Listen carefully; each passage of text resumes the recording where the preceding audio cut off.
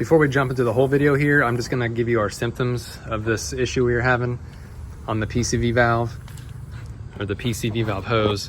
We just had actually, the hose had failed right here on the back side of this elbow, and you could hear the vacuum leak whenever you open the hood. You could hear the air sucking in there pretty good, but the main symptom was the truck was idling really rough, almost like surging and about dying.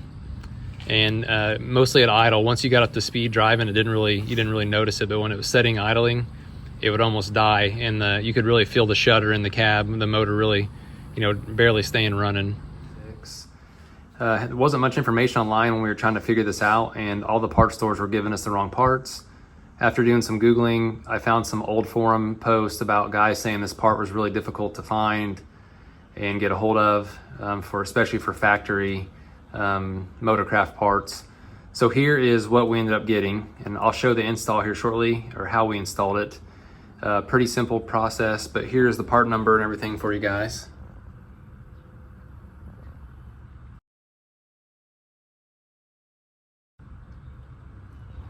This is the actual part right here, and I'll kind of show you what we did to install it. So I'm actually just gonna, real quick before we jump in the truck, just show you here because it's easier and easier to see. So those two coolant hoses are just gonna hook right onto these nipples, and you're gonna basically you can just straight up pull them off. I didn't really even have to take the clamps loose, but if you want to, use your pliers and release the clamps. They slid right off. I just took that apart first because that was the easiest thing to do to get it out. Because you're gonna want to pull this out at an angle. So I'll show you that though in here in a minute in the truck, but first thing you're gonna want to do probably is just take those coolant hoses off.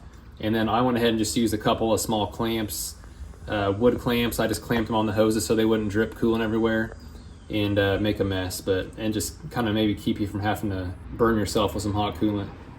Okay, so on the engine side here, this is what you're looking at. So this is the new part, obviously. You can see that tube goes all the way up inside here, and so there's not a lot of room back here. And a lot of the forums I saw were saying to remove this whole piece. And then I saw one guy on there say that he was able to slide it out without doing that, so I thought we'd give it a shot. So basically all you're gonna do with those hoses I was talking about are right here. Let's see if I can get a better view here. Those are your two clamps you're gonna take off and then slide those hoses off. Once you do that, you can separate the PCV valve down here like I showed on the workbench, and then this piece is freed up. So at that point, I'm gonna have my son hold the camera here. This will be here like so. All I did is started feeding this out, and I went down to the bottom towards the driver's side right here and just bent this down. And this is kind of bendy, and when it was hot it was more bendy, and just slid it out and just fed it out with my hands, kind of trying to pull it out this way, feeding it down towards the firewall like that, all the way down until it popped out. And to put the new one in, I did the same thing. I let the new one set on top of the motor here for about 5 or 10 minutes to get nice and warm, and then I just kind of started it by bending the tip over like so and feeding it right into the hole, and it slid it right in. It was actually way easier than I thought it'd be. And then you just kind of feed it up in, reseat it, and then put everything back together.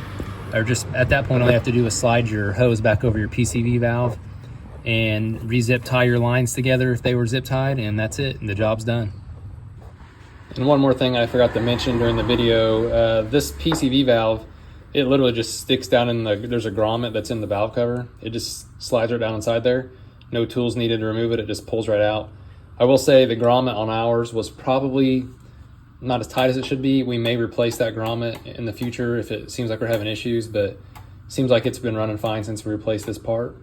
I just wanted to let you guys know that.